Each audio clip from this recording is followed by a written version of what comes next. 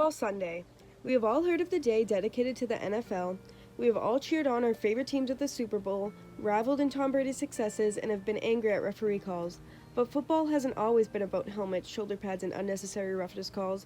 In fact, football used to be extremely dangerous. America's favorite sport originated in 1869 as an adaptation of soccer and rugby.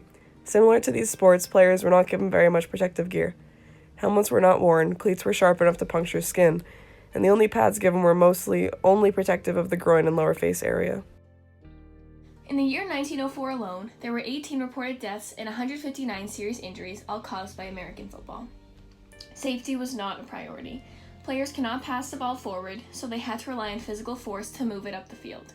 One spectator of a football game in 1880 described it as such. Sometimes their noses gush with blood, sometimes their eyes start out, and sometimes hurt in one place and sometimes in another. But whosoever escapeth away, the best goeth not scot-free, but is either sore wounded, crazed, or bruised, so as he dieth of it, or else escapeth very hardly. And hereof groweth envy, rancour, and malice, and sometime brawling murder, homicide, and great effusion of blood, as daily experience teacheth. Even cartoonists encapsulated the dangers brought forth by the sport. In the cartoon, The Football of the Future, published in Harper's Weekly in 1889, the true brutality of the sport is pictured. The cartoon shows complete chaos. People are huddled in a large mass, decapitated heads are flying through the air, the referee is being kept in a cage, unable to stop the complete bloodbath happening in front of him. There are dead bodies and bent swords strewn across the ground. One interesting part of this cartoon is the comparison of football to a battlefield. Some players are dressed up in knight armor, others are wielding swords and shields. This might be a reference to just how dangerous the fatal sport was and how it was like a war. However, it could also be reference to one specific yet dangerous play. That play was called the Flying Wedge, and it was actually inspired by Napoleon himself and his actual war strategies. In the play, the blockers broke through the defensive line, and linemen would charge through at full speed. It might not sound that dangerous, but with massive people charging at you with little to no padding, it could be very fatal. Looking back at the cartoon, it can be seen that despite the fact that some people were protected by knight armor, the armor doesn't seem very effective, as dead bodies still littered the ground, and not everyone was wearing any. This is another reference to the fact that football players had barely any protective gear when it came to the game, which would often lead to death. As described by Football Nation, football was a sport in which none but the brave will play it. So why did so many boys play football if they knew that it was such a dangerous and fatal activity? A lot of people attribute it to their love for the sport. For example, after the death of a Georgian player due to his football injuries, his mother recognized how much her son loved the game, and when the sport received a lot of backlash, she requested that the boy's death should not be used to defeat the most cherished object of his life. She did not want the game of football to disappear because she knew that it brought her son happiness and joy even after his death. Another player, captain of the Harvard team, sustained head injuries from playing and was hospitalized. However, with a game against Yale coming up, he stated, "I'm going to play in that game if I have to jump through that window." Football might have been a dangerous game, but the players accepted those risks. No one was being forced into such a fatal sport. People genuinely wanted to play. That is why so many people fought to keep the sport alive. They loved it, despite the dangers. However, players' love for the sport did not sway the opinions of the progressives. They hated the violence of football, and they sought to regulate it, just as they sought to regulate everything else that they found wrong with America. Social reform was a key objective for the progressives. During the progressive movement from the 1890s to the 1920s, they wished to provide good conditions for all Americans, which included education, equality, and safety. Progressives fought for many different reforms. However, one of their most popular fights was the war against big businesses, because these large corporations became greedy and they put their workers at risk. The progressives wanted to keep the common man safe, and so they fought to regulate companies. The progressives were able to regulate the railroad corporations. Beforehand, railroads were able to change prices per customer so that they could make the most out of every rider. However, the progressives made it so that they would have to announce set rates that everyone would have to pay.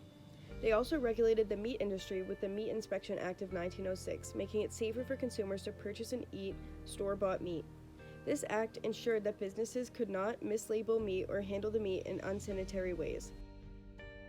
Not only did progressives regulate unethical business practices, they fought for the safety of workers at these large companies. They fought against child labor in order to protect the future generations of the country. They fought for equal working opportunities and conditions for all. Most importantly, they fought against government corruption and bribery.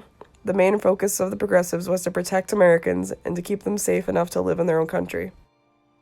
It comes to no surprise that the progressives eventually started to focus on football. They saw just how fatal the sport was and how it was putting America's youth in danger.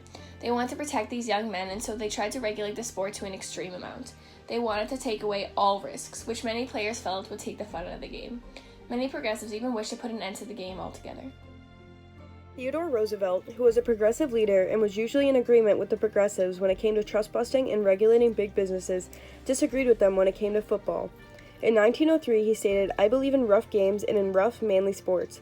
I do not feel any particular sympathy for the person who gets battered around a good deal so long as it is not fatal." And so he sought to put an end to the fatality of the sport without getting rid of it. In 1905, he was able to convince Harvard, Yale, and Princeton to release statements claiming an end to on-field violence.